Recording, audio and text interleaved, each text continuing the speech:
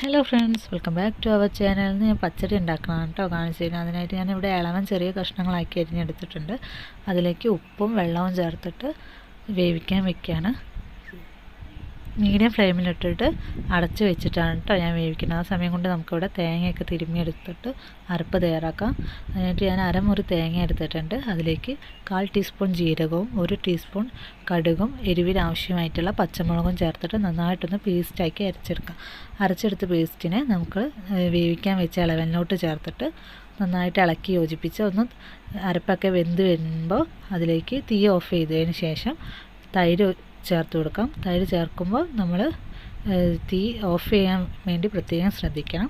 ഇനി നമുക്കതിലേക്ക് വറവിട്ട് കൊടുക്കാം. അതിനായിട്ട് ഞാൻ എണ്ണ ചൂടാക്കി അതിലേക്ക് കടുക് ഇട്ട് പൊട്ടിച്ചെടുക്കുന്നുണ്ട്. കടുക് പൊട്ടി വരുമ്പോൾ വറ്റൽമുളകും കറിവേപ്പിലയും ചേർത്ത് നന്നായിട്ടൊന്ന് ഇളക്കിയിട്ട് നമ്മൾ നേരത്തെ തയ്യാറാക്കി വെച്ച പച്ചടിയിലേക്ക് ഒഴിച്ചു കൊടുക്കുക. വളരെ പെട്ടെന്ന് തന്നെ പച്ചടി തയ്യാറാക്കി എടുക്കാൻ പറ്റും. അപ്പോൾ എല്ലാവരും ഒന്ന് ട്രൈ ചെയ്ത് നോക്കുക. ഫീഡ്ബാക്ക് അറിയിക്കാൻ മറക്കരുത്.